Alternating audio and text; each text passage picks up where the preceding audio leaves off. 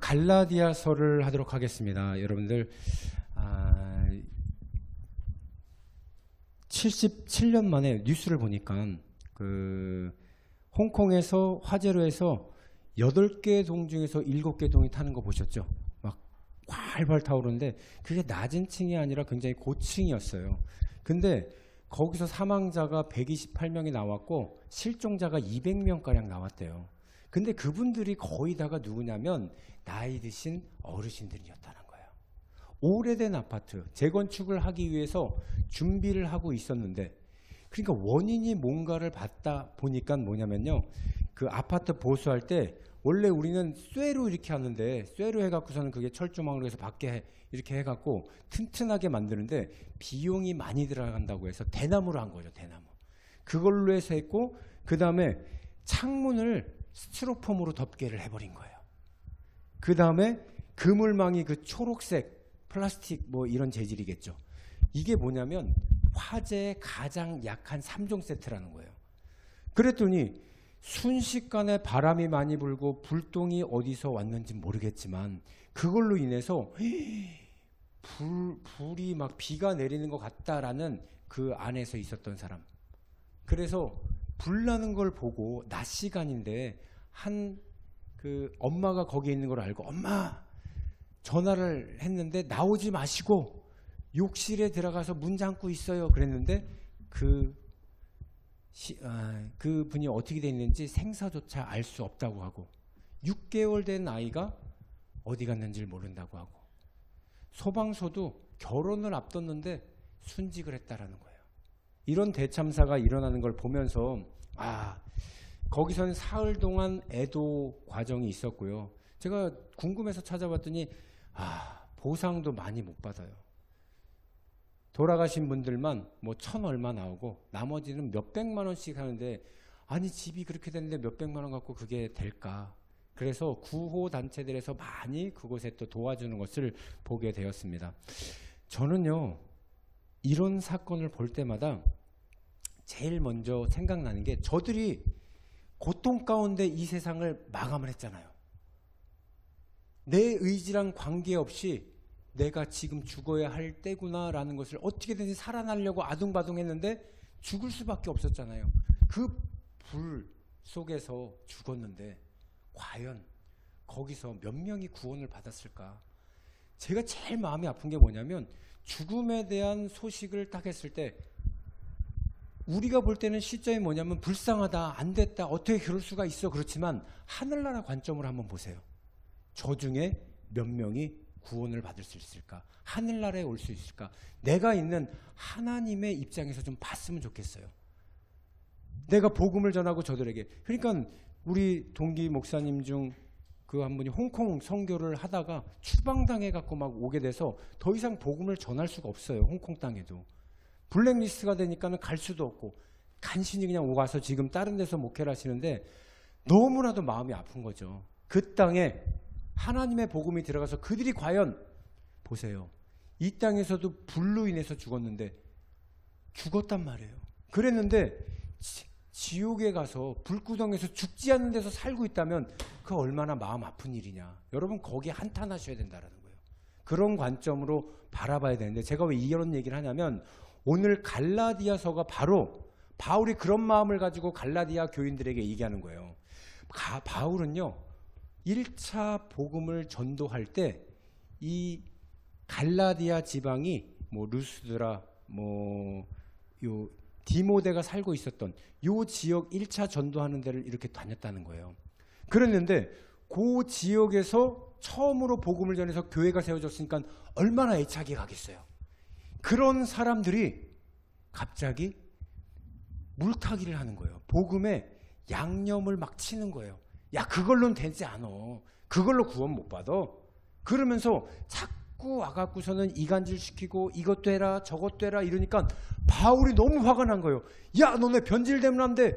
그래서 막 화가 나는 마음에 이걸 어떻게 해야 될까 하면서 막 쓴 게 갈라디아서. 제가 어저께 이 1장부터 6장까지를 쭉 읽어가면서 바울의 그 심정이 너무 느껴지는 거예요. 그들이 공격하기는 야 사도도 아닌 바울을 왜 사도라고 믿으면서 사도는 12 제자야. 바울은 사도가 아니야. 이렇게 바울을 이간질 시켜놓고, 야, 복음은 그게 아니야. 이것까지 해야 돼. 라고 하면서 자꾸 추가를 해서 양념치듯이 얘기하고, 이러니까 바울이 잠을 못 자는 거예요. 막. 그러면서 막 편지를 썼는데, 여러분 중요한 게 뭐냐면은 이 갈라디아 지방에는 다른 제자들을 보낸 적이 없어요. 지금 지난주에 우리가 고린도에 디도를 보내갖고서는 거기를 무마시켰죠. 잘 해결되고 오는 거 봤죠. 에베소에서는 디모데를 보내갖고서는 해결시키는 걸 봤어요. 근데 이 갈라디아는 본인이 직접 가는 거예요. 왜? 사도에 대한 자기에 대해서 자기가 풀어야 되겠다라는 그런 의지도 있었고, 내가 처음으로 전도했던 그곳 교회가 세워졌는데 거기에 대한 애착이 굉장히 굉장히 컸다라는 거예요. 그래서 바울은 1차 여행 때 끝나고 나서 이 에베소서를, 이 갈라디아서가 이 바울이 쓴 서신 중에 첫 번째라고 말하는 신학자들이 대다수입니다. 그래서 이 갈라디아서를 처음으로 써서 보내고 3차 전도 여행을 할 때 다시 거기를 들어가서 그들에게 이게 아니다라는 걸 가르쳐 주는 거예요. 그래서 오늘은 우리도 알아야 되는 거예요. 과연 내가 믿는 예수님이 나를 위해서 돌아가시고 하늘나라에 올라가셨는데 그것을 복음이란 말이에요. 그것을 믿으면 우리도 하나님 앞에 천국에 갈 수 있다. 이 복음에 다른 것들이 들어와서 우리를 넘어뜨리지 못하게 만들어야 된다. 그래서 복음에 양념을 치지 마라. 오늘 제목을 그냥 그렇게 했어요. 그리고 다 그렇다면은 이 갈라디아 사람들에게 바울이 무슨 메시지를 전했나 오늘 3가지만 좀 알아보도록 하겠습니다. 첫 번째는 뭐냐면은요, 속지 말라라는 거예요. 속지 말아라. 복음에 양념을 넣으면 가짜가 된다라는 겁니다. 유대인들이 주장한 복음에는 뭐를 넣냐면은 율법을 지켜야 돼. 그러면서 그 율법 중에 첫 번째가 할례를 받아야 된다. 난지 8일 만에 할례를 받아서 네가 하나님의 자녀라는 것을, 그러니까 이거 율법이에요. 율법. 듣기에는 거룩해 보이지만은 바울은요 그것을 다른 복음이 뭐예요? 이단이라고 얘기를 하는 거예요. 그렇게 말하면 이단이야 이렇게 얘기를 한 거죠. 왜냐하면 복음은 예수 그리스도 한 분만으로 충분하기 때문입니다. 여러분, 예루살렘에 공의회가 있었어요. 그게 뭐냐면 바울이 1차 여행을 떠나고 나서 많은 이방인들이 믿었는데 이방인들도 할례해야 됩니다. 고기를 먹지 말아야 됩니다. 여러 가지 조항들이 나오니까 이것을 그러면 어떻게 정리할까 해서 예루살렘 공의회가 있었는데 이방인들이 그러면 지켜야 될 사항을 4가지로 딱 말했어요. 첫 번째가 뭐냐면 우상에게 제사한 음식을 먹지 말게 해라. 두 번째, 음란하지 말아라. 세 번째, 목매어 죽인 것들에 대해서 멀리해라. 그리고 피를 흘리는 것을, 그런 것들을 멀리해라. 그러니까 피 있는 음식들 먹지 마라. 뭐 이런 규정을 4가지만 지키면 이방인도 유대인과 똑같이 할례 안 받아도 돼. 이렇게 정한 거예요. 그랬는데 바울이 복음을 열심히 전하니까 그것을 시기하는 사람들이 누굽니까? 유대인들이에요. 유대인들. 바울이 그전에는 유대인으로서 가말리아 문화에 있었고 누구보다도 바리새인 중에 바리새인으로 똑똑한 사람으로 구약에 있는 모든 모세오경을 지키며 살았는데 예수님을 만나고 나서 이게 아니구나. 그래서 그가 직접 예수님을 만난 사도가 된 거예요. 예수님 명령에서 너는 이방인들과 왕들에게 복음을 전하기 위해서 내가 너를 세웠다. 이렇게까지 말을 했기 때문에 자기는 직통 계시를 통해서 사도가 됐다. 그렇게 자부하면서 복음을 전했던 사람입니다. 그렇기 때문에 이 바울은요 갈라디아 사람에게 그거 잘못된 거야. 의인은 말이야. 갈라디아서 3장 11절 우리 다시 같이 한번 읽어볼까요? 갈라디아서 3장 11절.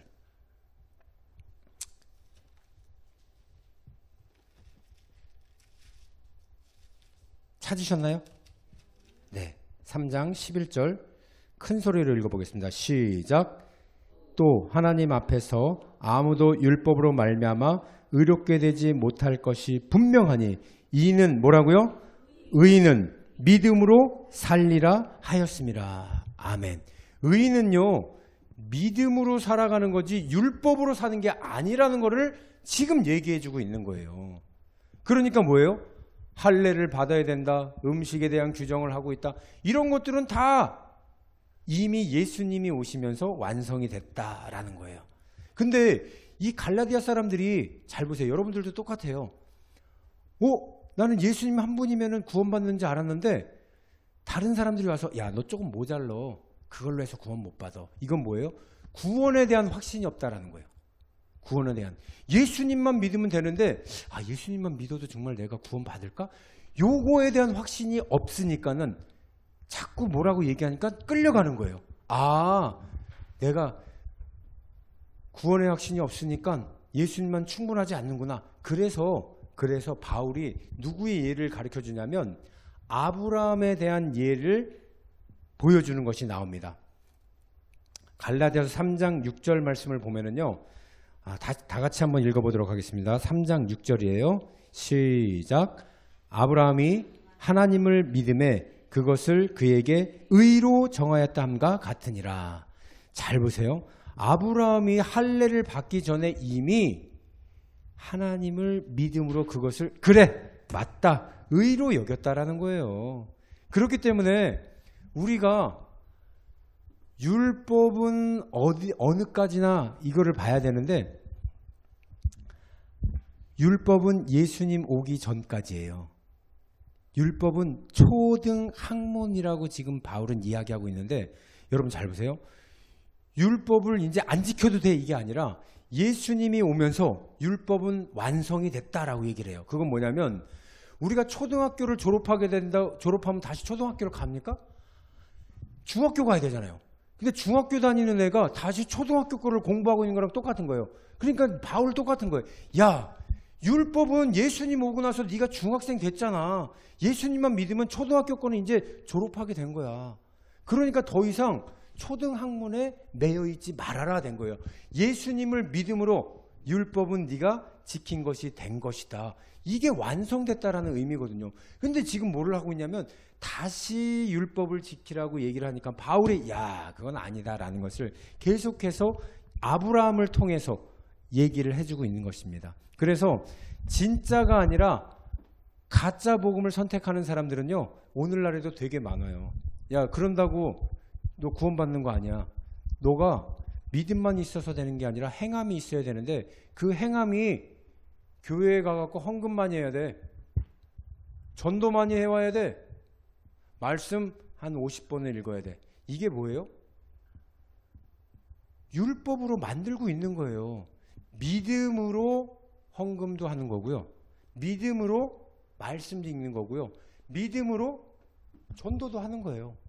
근데 여러분 그 믿음자를 싹 빼버리고 이것을 해야지만 구원받는다라고 하면은 여러분들은 지금 율법적인 생활을 믿음 생활을 하고 있는 겁니다. 지금 바울은 그거에 대해서 너무 화가 난 거예요. 여러분들 절대 그러시면 안 돼요. 내가 내 마음에 예수 그리스도를 믿음으로써 정말 이제 나는 너무 좋다. 예수님이 나를 통해서 내 대신 죄를 사해 주셨네. 이게 복음인데 이거 믿겨져 갖고 내가 이제 삶이 바뀌어졌어. 막 좋은데 누가 와 갖고 그것만 하면 되는 거 아니야. 나가서 빨리 복음 전해서 많이 전도해. 하늘나라 가면 전도한 사람 열매로 다 알아본대. 여러분 어느 날 갑자기 자기가 믿음 생활을 하고 있는 게 아니라 율법적인 신앙 생활을 하고 있어요. 여러분 경계해야 되는 게 바로 그거예요. 그게 언제 나타나느냐? 믿음 생활을 오래 하게 되면 그렇게 오류에 빠질 수가 있습니다. 그러니까는 나는 뭐 성경 몇 장 읽었다 나는 몇 번 읽었다 이런 거를 자랑으로 삼는 게 아니라 내가 주님을 만나기 위해서 그리고 내가 감사해서 예물도 드리는 거고 내가 내 복음 가지고 있는 게 너무나도 뜨거워서 난 나갈 수밖에 없어 그래서 사람들한테 얘기하는 것 이게 진짜 신앙생활 하는 줄 믿으시길 바랍니다.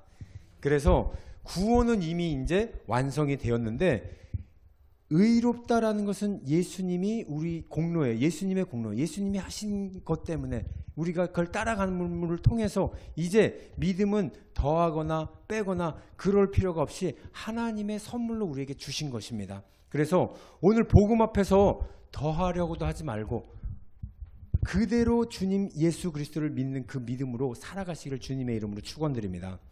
자, 이렇게 복음을 믿고 나아가면은 어떻게 되는가 봤더니 믿음은요 자유를 우리에게 준대요. 그래서 두 번째는 믿음은 우리에게 자유를 준다라는 겁니다.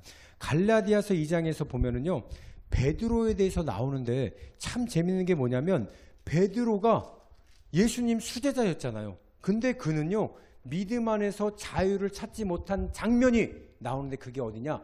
고넬료라고 하는 이방인에게 복음을 전하러 갔을 때 전날 어떻게 됐냐면 이방인들에게 복음을 전하러 처음으로 베드로가 나가요. 그랬는데 갑자기 전날 꿈에서 막 하늘에서 먹지 말라고 하는 음식들이 하나님이 먹지 말라고 하는 음식들이 구약에 있거든요. 근데 그것들이 내오면서 이것들을 베드로한테 먹어라 그럽니다. 그랬더니 저는 부정한 음식 안 먹어요. 그랬더니 아니다.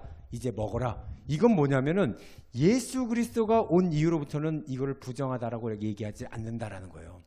복음을 전하는 데 있어서는 이제는 아까 공의에서도 말했듯이 지켜야 될 몇 가지 규정 빼놓고는 예수님이 오셨으니까 이제는 구약에 된 것이 완성이 됐다. 더 이상 따라가지 말아라. 그러면서 그렇게 이제 먹으라고 해서 꿈을 딱 깬 거예요. 오우. 그리고 나서 예수님이 이방인들에게 가서 복음을 전해라. 그래서 고넬료의 가정에서 같이 밥을 먹는데 이방인들하고 밥 먹는 게 금지되어 있고 이방인들은 고기 먹잖아요. 근데 돼지고기 먹지 말라고 그러기 때문에 그 자리에서 먹는 것을 꺼려할 수가 있었어요. 근데 전날 예수님이 보여줬잖아요. 돼지고기 먹으라고. 그래서 이방인들하고 같이 식사를 하고 있는데 그때 누가 왔느냐? 예수님 동생 야고보가 막 오니까 갑자기 뿔떡 일어나더니 도망을 가는 거야. 왜 도망갔을까요? 율법을 자기가 어기고 있다고 생각을 하니까. 예수님이 지금 하나님이 꿈에 보여주는 것이 진짜인데 그것을 믿음 안에서 자유해야 되는데 그러지 못한 거예요. 도망가니까 그 옆에 있던 바나바도 같이 도망가네. 그러더니 바울이 그 사실을 알더니 베드로를 부릅니다. 베드로야, 당신은 하나님의 자녀라고 하면서 예수님의 수제자고 따라가면서 3년 반 동안 있었으면서 그걸 몰라? 어떻게 아직까지 율법에 얽매여 갖고 그렇게 도망갈 수가 있는가? 책망을 받게 되는 게 나옵니다. 그러니까 갈라디아서 2장 14절에 그렇게 나와요. 그러므로 나는 그들의 복음의 진리를 따라 바르게 행하지 아니함을 보고, 이게 베드로가 했던 것을 봤다라는 거예요. 모든 자 앞에서 베드로죠. 베드로에게 이르되 내가 유대인으로서 이방인을 따르고 유대인답게 살지 아니하면서 어찌 억지로 이방인을 유대인답게 살려 하느냐. 유대인으로서 이방인의 복음을 전할 땐 유대인하고 똑같이 해야죠. 예수님이 이제 괜찮다고 얘기를 했는데, 근데 어떻게 아직까지 유대인의 법을 따라가면서 복음을 전할 수가 있느냐. 그거 하지 말라고. 그거를 바울이 보고서는 책망을 한 거야. 너 그렇게 할. 그때 베드로는 변하게 된다라는 거죠. 베드로는요 원래 담대한 사람이었잖아요. 그리고 오병이어 현장에서도 앞장서 갖고선 막, 그리고 예수님을 누구보다 자랑하고 주는 그리스도의 살아계신 하나님, 또 무리에서도 막 걸어가죠. 자기가 근데 약한 게 뭐예요? 남의 시선을 굉장히 중요시 여겨서 예수님 3번이나 부인했던 거 나오죠. 그리고 오늘 유대인의 그 식탁에 유대인으로서 이방인과 같이 고넬료 가정에서 밥을 먹는데 자기 동료들이 오는 것을 보고 그 시선이 두려워서 자기가 책망받을까 봐 뭐라고 하면, 야, 너 왜 이방인하고 같이 밥 먹는 거야? 이 소리 들을까 봐 도망가는 그런 실수를 그냥 계속 범했다라는 거예요. 그렇지만 그는 깨달았습니다. 사람의 시선이 아니라 예수님의 은혜가 나를 자유케 했는다. 그래서 사도행전 5장 29절 사람보다 하나님께 순종하는 게 마땅하니라 라는 것을 그가 고백을 하게 되는 거예요. 그리고 나서 어떻게 됩니까? 율법에서 이제 완전히 해방이 돼버리는 거죠. 난 완성을 했다. 왜? 예수님을 믿음으로써 이렇게 할 수 있는 고백을 했다라는 거예요. 그래서 우리도요 예배 드릴 때 옛날에는 예수님 만날 때 어떻게 했어요? 사람들의 의식이 되니까 밥 먹을 때 기도를 해야 되는데 아멘 하고 바로 그냥 먹잖아요. 눈을 감자마자 아멘이래 그냥. 그리고 하지 말아야 될 행동은 있는데 그거 할 때 에이 짠하지 뭐 하고 한 잔 먹고 에이 술 마시지 말라라는 것은 술 취하지 말라고 그랬지 술 마시지 말라고 그런 게 성경에 어디 나와 있어? 이러면서 막 이렇게 먹다가 나중에 헬렐레 돼갖고. 그게 뭐예요? 그게 뭐예요? 믿음 안에서 자유를 가져야 되는데 자유를 하지 못한다라는 거예요. 제가 가만히 보니까는 제가요 세상에 살 땐 내 맘대로 막 엄청 살았어요. 그래서 막 포장마차도 하고 밤에 그냥 맨날 늦게도 들어가고 그러면서 학교를 다니다가도 이제 에이 뭐 학교가 뭐가 중요해? 돈을 버는 게 중요하지 막 이렇게 막 생활하는 게 제 자유로운 생활인 줄 알고 있었는데 군대를 가니까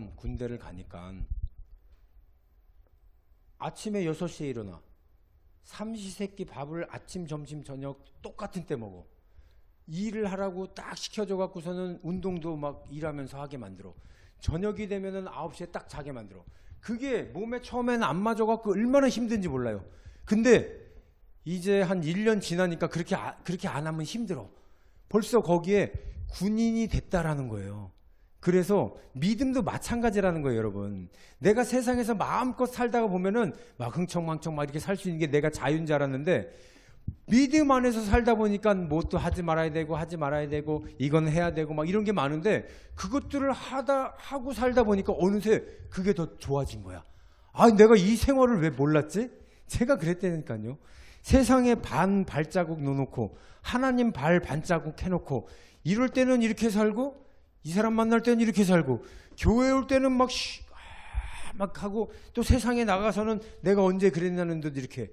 그래서요 성경책을 딱 들고 갈 때는 감싸고 다녔어요. 그리고 교회 안에서 딱 꺼내고 가고 교회에서 나오면 다시 성경책을 다시 가방에 넣어 갖고서는 싹 가져가고 성경책을 나중에는 제가 책갈피로 쫙 해갖고 그냥 책인 것처럼 보이게 하고 막 다닐 때도 있었어요.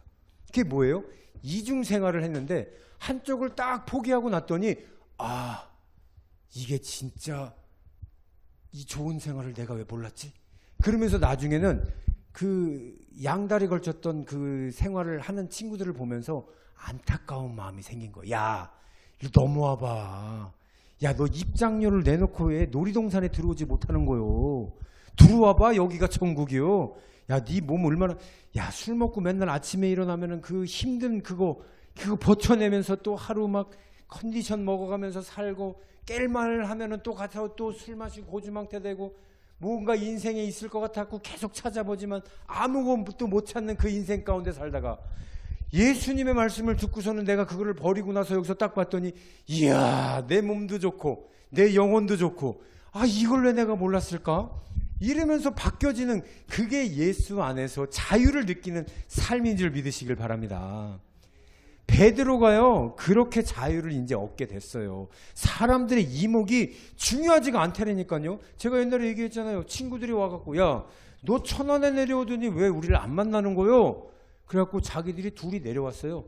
그러더니 터미널 앞에 술집에 딱 잡더니 야 여기 나이트 4시에 문 연대. 우리가 먼저 내가 잡아놓을 테니까 놀러와 하고 제가 딱 거기를 그때 믿음이 얼마나 좋았을 때인지 갑자기 막 올라가갖고 그런 애들 보면은 아우 불쌍하다 이럴 때 거기를 딱 갔는데 왠지 내가 안 가야 될 때를 막 간 것처럼 마음이 막 여기 쓰레기장을 또 왔네 내가 막 이런 생각이 드는 거예요. 그래갖고 그 친구들이 내려왔으니까 내가 그 자리에 가고 딱 앉아갖고 503잔을 딱 시켜놓더라고 맥주를. 그러면서 내가 딱 보면서 짠해 빨리 해. 짠 제가 이렇게 해놓고 딱 내가 예의상 니네랑 짠하려고 왔다. 나 이제 간다. 다시는 너 이런 데 부르지 말고 야 좋은 일로 만나자. 그리고 제가 나왔어요. 나올 때 이렇게 걸을 때 어떤지 아세요? 구름 위에 둥실둥실 떠가는 그 느낌. 여러분 이게 진짜 믿음 안에서 자유한 사람의 하나님이 주시는 선물임을 믿으시길 바랍니다. 내가 이겼잖아요. 그리고 그 유혹을요 이제는 물타기가 안 돼요. 아무리 타려고 해봐요. 딱 기름하고 물하고 중간이 딱 이렇게 형성되는 것처럼 들어올 수가 없더라고요. 왜 그래요? 세 번째 제가 말하고 싶은 게 바로 그거라는 거예요. 믿음에서 자유로워지면은요 뭐가 되냐면 성령의 기름 부음이 생기기 때문에 막이 형성이 된다라는 거예요.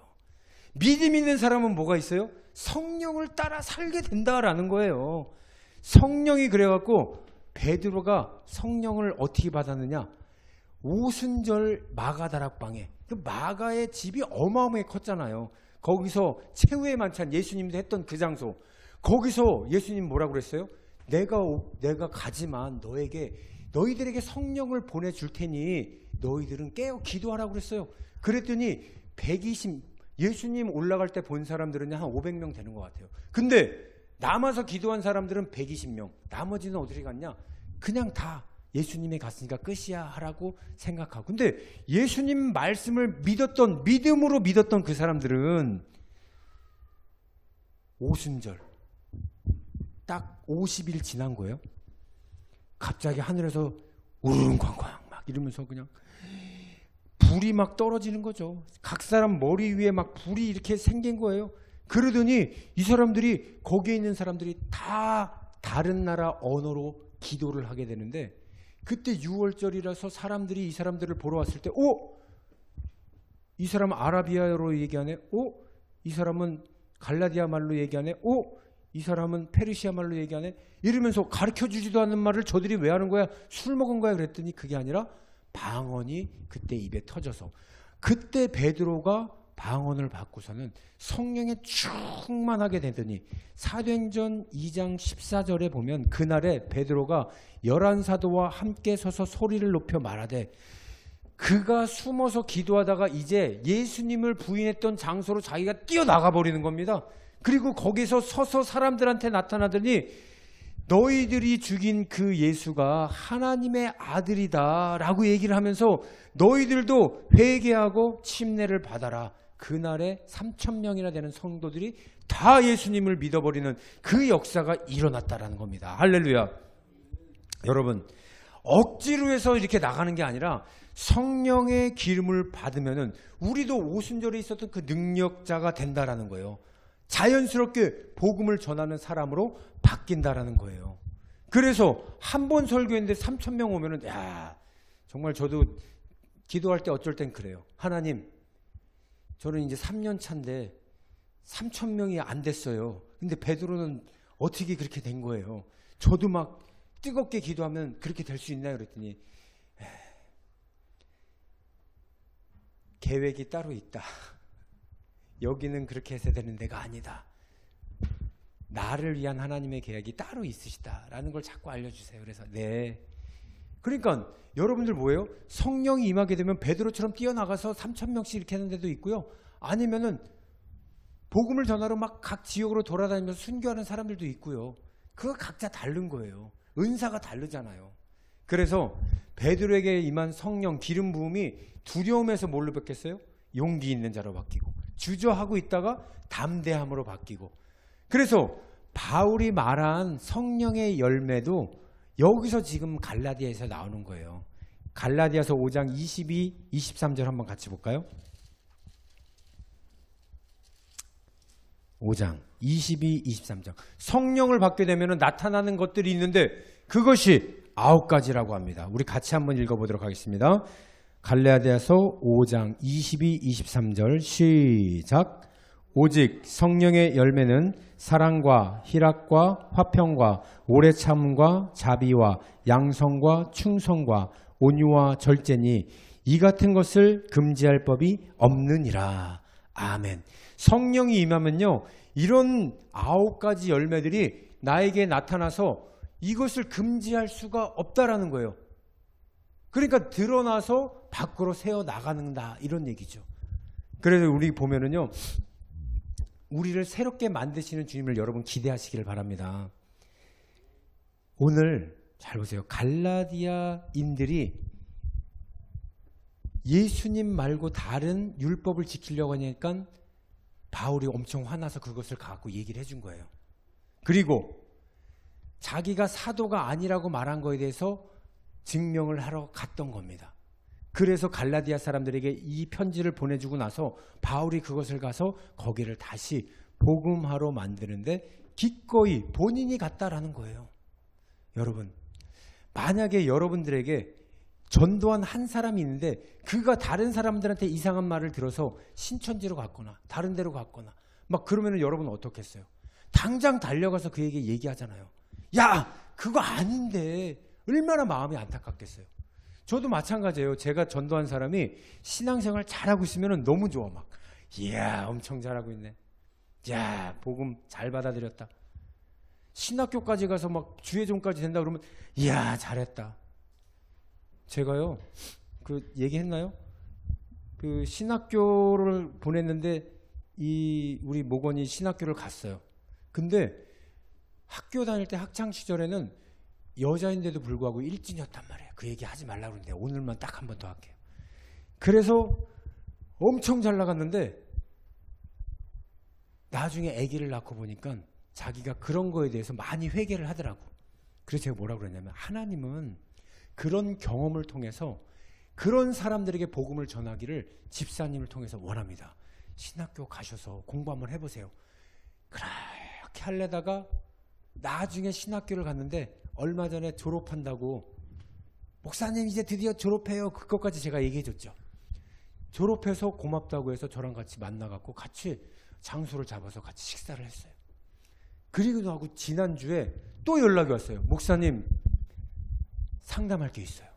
뭐예요? 그랬더니 자기는 이제 학교 더 이상 안 다니고 이제 상담하는 쪽으로 해갖고선 일을 하려고 지금 직업을 잘 갖고 있는데, 거기 교수님이 자기를 데리고 가더니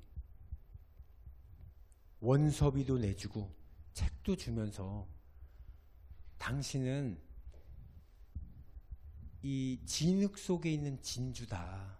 그러니 공부를 좀 더 해서 그것을 밝히 좀 빛나게 해서 다른 사람들에게 유익이 됐으면 좋겠다. 그런 마음이 와서 내가 이렇게 한 거다. 그랬는데 펑펑 울었대요. 왜 울었는지 알아요? 저는 그 말을 들었을 때 알 것 같더라고요. 본인이 그렇게 공부를 사실 하고 싶었어. 그랬는데 경제 사정을 보고 남편을 보고 자녀를 보니까 그걸 못했던 거예요. 근데 복 받쳐서 그게 올라와서 울었는데 이것을 확답을 받고 싶은 거야. 확답을. 그러니까 저한테 연락을 한 거죠. 목사님. 그래서 제가 이렇게 딱 그 얘기를 들으니까 제 마음속에도 이렇게 뭐가 올라오면서 막 눈물이 나더라고요. 감사의 눈물이 나오더라고요. 알게 해주셔서 감사합니다. 그가 다시 확신을 갖고 공부할 수 있게 하고 그가 하나님의 자녀로 사역자로 쓰임받게 해달라는 기도가 나오더라고요. 그래서 다시 제가 기도하는데 정말 막 눈물이 나면서 기도를 해줬어요. 그게 너무 보람되더라고요. 그렇게 해주니까. 이게 뭐예요? 성령님이 하시는 것을 거역할 수가 없고 금지할 수가 없다라는 얘기예요. 믿으십니까? 저는요, 정말 우리가 눈에는 안 보이고 손에는 잡히지 않고 귀에 들리지 않지만 성령님은 각 사람에게 분명히 이야기해서 9가지 열매가 막 드러나게 만들고 계시다라는 거예요. 어저께 제가 이 이야기를 마지막으로 여러분 마치겠는데, 어저께 이제 예배 준비 다 하고 나서 앞에서 아이들하고 찬양할 거를 쫙 맞춰보고 나서 앞에 앉아갖고 왠지 찬양을 더 하고 싶어갖고 막 찬양을 하면서 한 10곡을 찬양을 쭉 하는데 하나님이 막 기름을 부어주시는 것 같아요. 막 뜨겁더라고요. 그래서 막 기도를 막 하는데 하나님이 저에게 이 얘기를 하시는 거예요. 감동을 주시는데 12월 1일부터 부흥회 하기 전까지 제가 선포하는 거예요. 새벽 기도를 해라. 새벽에 너 나가서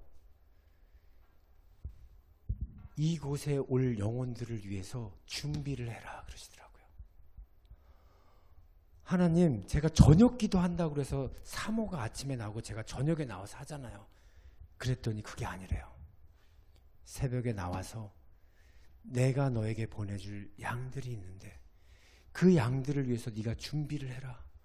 너무 자꾸 마음을 계속 감동을 주시니까 제가 이걸 어떻게 하지 하다가 사모한테 얘기했어요. 그냥 새벽 기도하래 하나님이. 해야지 어떻게 하겠습니까? 그래서 여러분들 그 새벽에 기도하시는 분들도 있고 한데 이제 뭐 차량 운행은 제가 하기는 어려울 것 같고 그냥 여기서 제가 아침 6시 새벽 기도를 해서 2주 동안 정말 뜨겁게 할 거예요. 그래서 여러분들도 그 시간에 함께 기도할 수 있으면은 아침에 함께 기도하시고 가까운 분 나오셔도 돼. 나와서 같이 기도하셔서 D-Day 12월 14, 15, 16일 날 하나님께서 보내주실 양들, 그런데 믿는 자들에게 더 간구하고 더 기도하라고 하나님 말씀을 하셨어요. 그건 뭐냐면 여러분들이 은혜를 근데 제일 많이 받으셔야 되고, 그리고 오시는 분들이 이곳에 와서 주님을 만나게 되고 또 기적과 이적이 많이 나타날 겁니다. 그것을 여러분 대비하시길 바랍니다. 그래서 여러분, 우리에게 필요한 게 뭐냐면요, 지식으로 신앙생활하는 거 이해하지 마세요. 저는 제일 싫었던 게 뭐냐면은 제자 운동을 한다고 그래서 사랑의 교회에서 제자 운동을 막 했단 말이에요. 그랬는데 옥하는 목사님이 그런 얘기를 하는 거예요. 조영기 목사님한테. 목사님, 이 제자 운동을 해갖고서는 많은 사람들에게 이 교리를 알려주고 말씀을 알려주고 해서 이거는 다 들은 것 같은데 하나도 행동을 하지 않는데 어떻게 합니까? 그랬더니 조영기 목사님이 성령이 임해야 되죠. 그가 지식은 있으나 성령의 인도하심을 받지를 못하기 때문에 그렇습니다. 그래서 뭐를 했느냐? 강단교류라고 해서 그럼 우리 서로 바꿔서 설교를 합시다.